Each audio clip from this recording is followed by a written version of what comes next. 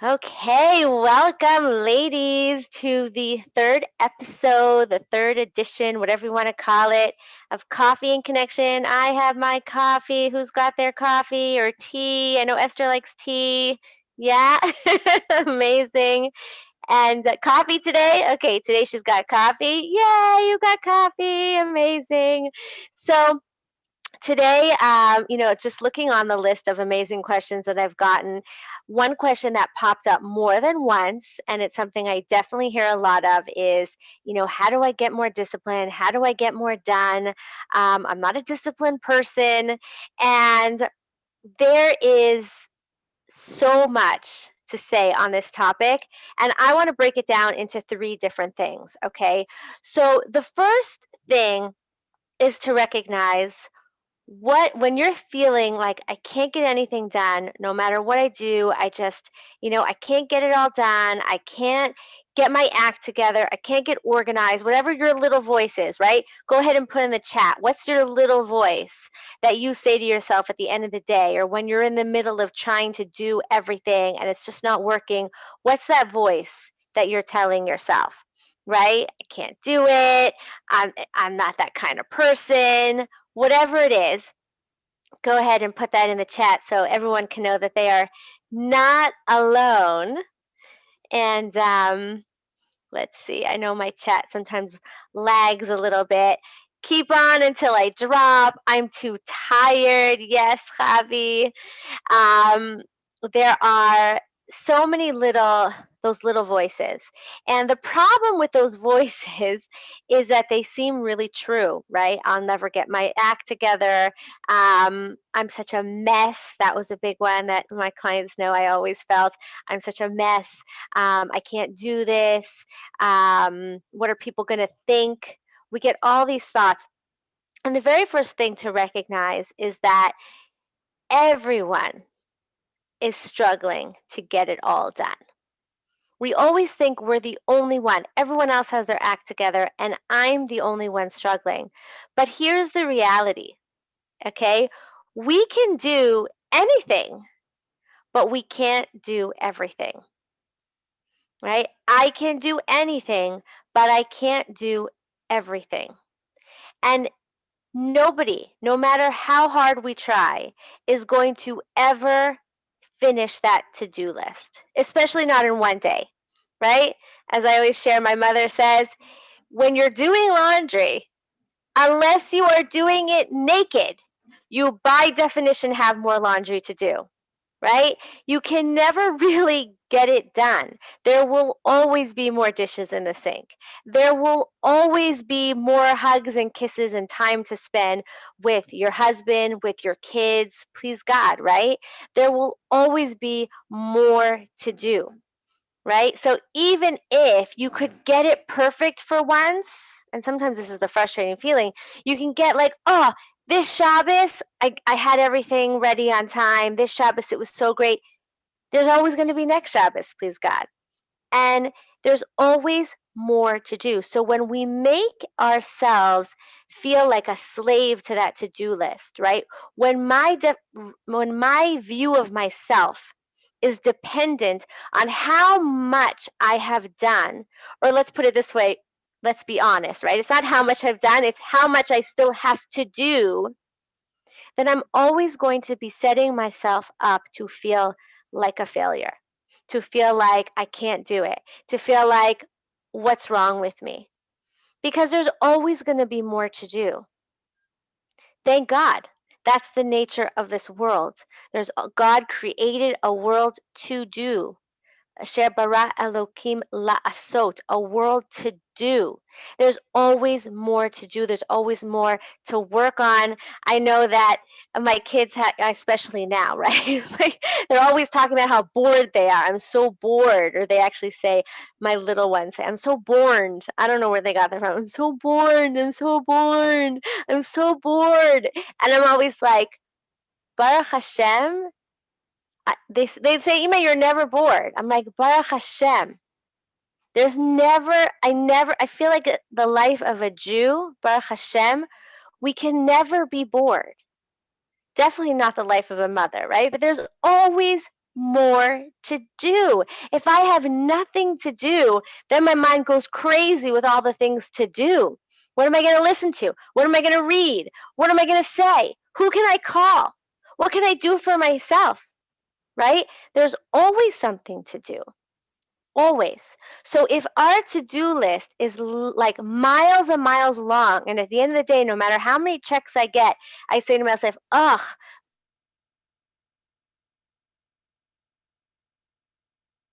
but look at everything I still have to do. Sorry, I was getting a phone call. Life is going to pull me down. I'm going to feel weighed down by my to-do list. So the very first thing is to remind ourselves over and over and over again that it is not about, there's nothing wrong with me. It's not about, and life is not about all the things I haven't done. Instead, to remind ourselves that, thank God, there is always what to do, and we are doing our best. I'm doing my best. The line I like to say, my mantra, is I am doing my best, and my best is awesome. That's what we can tell ourselves. That's what we can say to our kids. I've taught that to my kids to do before their tests, and I always tell them to say that before their tests. And yeah, thank you. Moshe, what's just remind me your first name? I can't, unless you don't want to.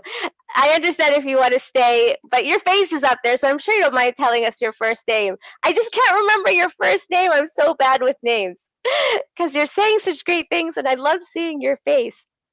Okay, so yes, we forget to be human beings. We forget that we can't, as human beings, we can't do everything, and that doesn't mean there's anything wrong with us. We're not meant to get to the end of the list.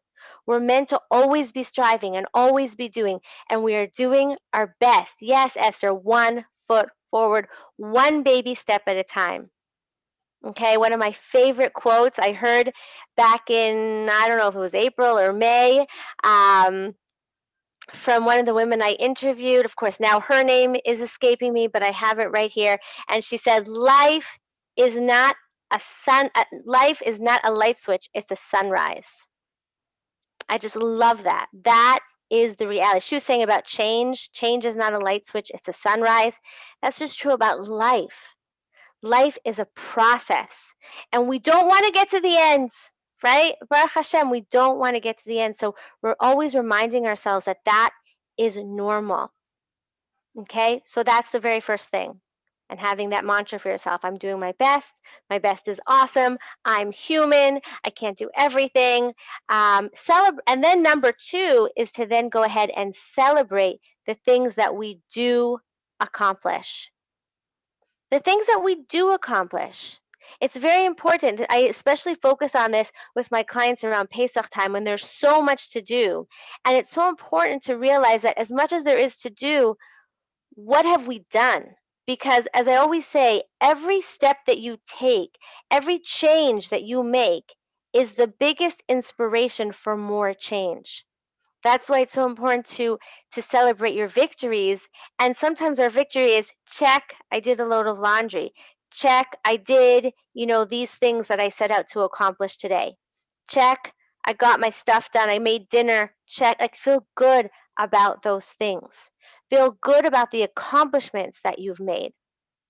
And one good rule of thumb that I learned from my coach, it's out there in the business world, it's out there in self-help world. It's a great rule of thumb, which is in the course of a day, besides for the normal things that perhaps need to be done every day, don't attempt to do more, like have an attention of 3 things that you are going to accomplish that day. 3 things and no more. And if those 3 things you're finding that no matter how hard you work to get those 3 things done, you can't do those 3 things, then those 3 things are too big. Break them down into smaller things and then say you're going to do one of those smaller things, right? If you put as one of your 3 things, organize all the family pictures that I haven't put into albums for the last 20 years, that's not going to happen. And even if you did like 5 pages, you're going to feel like a failure. So it can be, do 2 pages, right? Choose the first 100 pictures to actually develop. Whatever it is, choose something you can actually do for your own sake. Make it something you can actually accomplish and be real with yourself. Real, really, like not idealistically, ideally, no, really what can you do? Knowing the truth of the day that you have, what you have to accomplish today, and don't forget not to take things for granted of what you're actually doing that day. Right? Sometimes we have things in our schedule already. Like Wednesday morning, I have my shear. I love it. So at the end of Wednesday morning, because it's kind of smack in the middle of the day, so I love the fact I don't have to travel to it now because that means that I have extra time. But still, it's in the middle of the day, and before it, I'm kind of like, getting ready to. Okay, I know I have it at the end. I messaged my Rebbitzin sometimes after to thank her, and we have a little dialogue. Sometimes it's awesome. And then, like, oh, I have to pick up the kids in like an hour. So, like, maybe I do something, maybe I don't. At the end of the day, if I tell myself, oh, I didn't accomplish anything all morning, what do you mean? You took an hour and a half of your time to learn Torah. That's amazing. Like, I have to celebrate that. Not just say, oh, I didn't do anything. I did something. I did something. I took time for myself. I learned. I connected with my Rebbitzin. That's amazing, right? So we remember to celebrate. Sometimes all I did, oh, what did I do, right? I sat and played a game with my son. That's amazing. I sat and played a game with my son. I cleaned the bathroom. Okay, so it's already got piss all over the floor again, but I cleaned it, right? Feel good about that. We got to celebrate what we've done. So celebrate what we've done and not bite off more than we can chew. Be real about those three things that we're setting out to accomplish. I'm not saying do nothing all day, but be real about what you can do. And if you find that you couldn't get to those things, it doesn't mean there's something wrong with you. It might mean that you're trying to do too much and break those tasks down into smaller tasks. And the third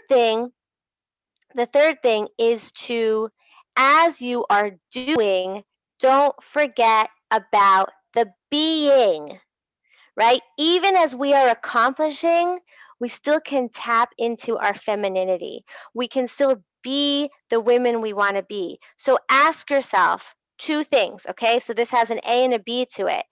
A, as I am doing all the tasks on my list, who do I want to be as I am doing them? This is so that at the end of the day, you don't, even if you got a million things done, you don't end up feeling depleted and out of sorts and find that yes, I got a million things done, but now I'm yelling at my kids and snapping at my husband, and I'm exhausted and I'm emotionally exhausted, so I'm going to spend hours, vegging out with some form of entertainment and eating a bag of chips, right? Or whatever your snack of pleasure is, right? How do you not do that? Even as you're accomplishing, tune into who do I want to be as I am doing this? Who do I want to be? And what's going to help me be that woman as I'm doing it? For some women, listening to something at, let's say you're cooking for Shabbos, some women, they love to listen to music while they're cooking. Some women love to listen to a shiur or some type of class. And some women love silence. It's just an opportunity for them to be with their thoughts and concentrate on the food and feel the holiday, whatever they're doing.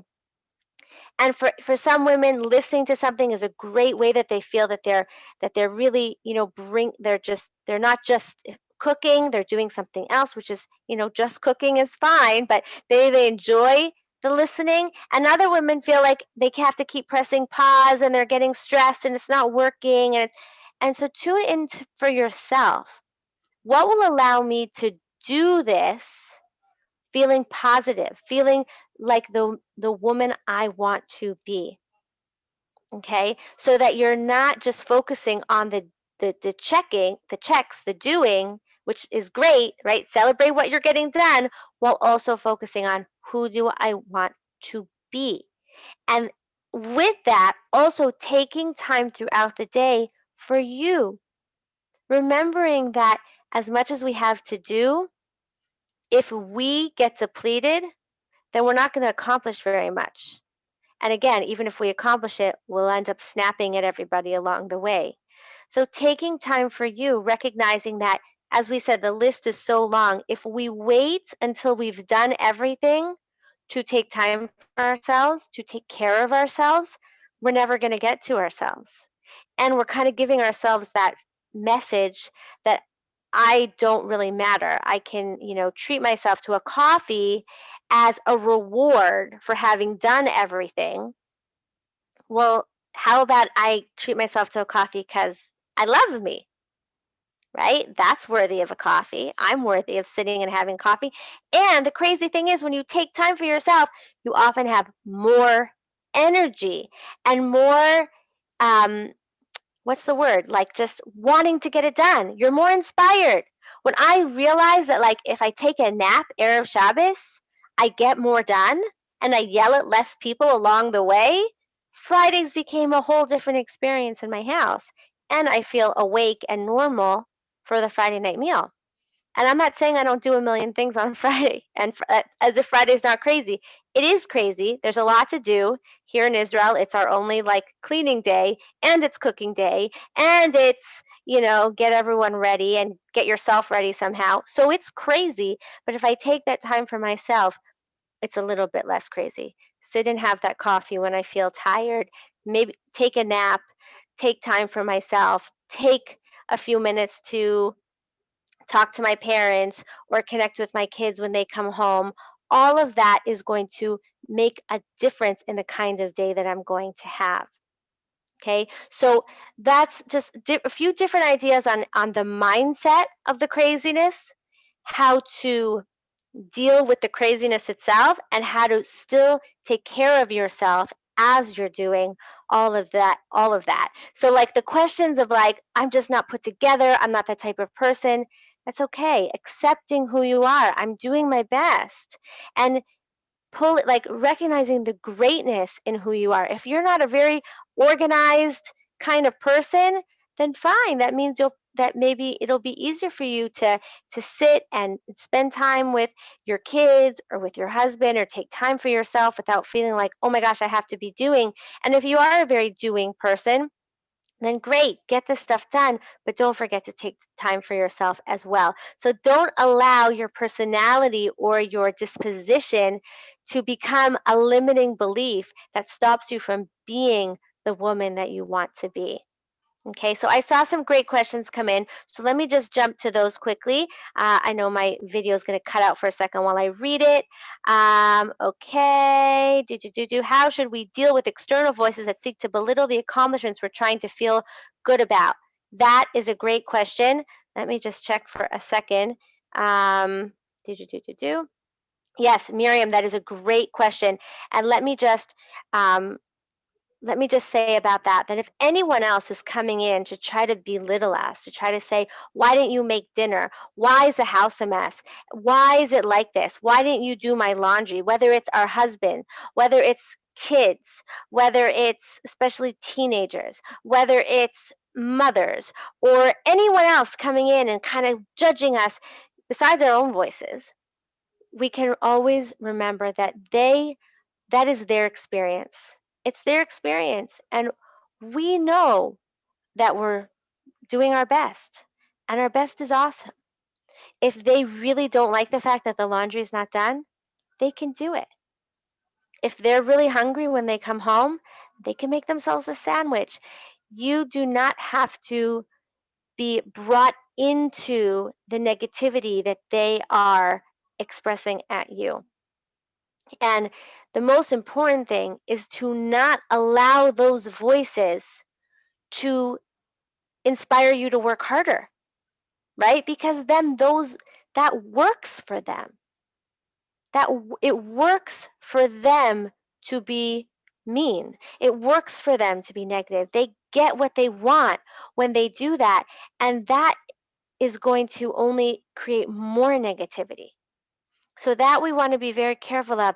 You can hear what they're saying, and you can remind yourself, you can see, is there anything I can take responsibility for? And then we can also remind ourselves, we're doing our best. I'm doing my best.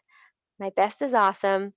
Dinner will be ready in a few minutes, or I didn't have time to make dinner today, and that's okay because I can't do everything, right? So there's only other people may want us to do a million things, and that may feel like so much pressure on us. And I invite you to take that pressure off of your shoulders, remembering that there's only so much you can do, and that's okay. Just it's okay. And the more you're okay with it, the more they're going to be okay with it because they'll see that they can't push your buttons. They can't, it's not going to work for them to push you. And when you are confident, right? I am doing the best I can.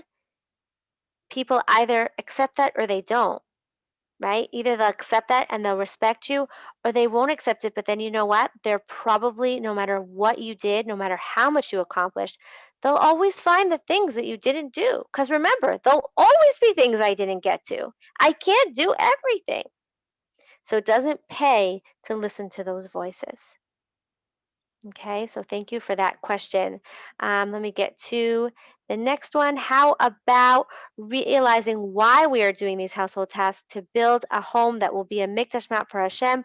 A small shift in mindset changes everything. No, my first name is Moshe. My parents gave me an original for feminization of Moshe. Okay, so I'm so sorry. Your name is Moshe. Now I get it. Yay! Oh my gosh. Okay.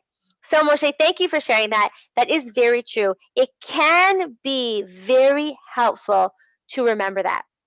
The thing that really helped me in that respect is recognizing that the Kohanim, right, the priests in the Beis Hamikdash, what were they busy doing all day? Like, okay, yeah, they had to bring korbanot and do all that messy work, but most of the time, each of them that were there were thousands of there every day.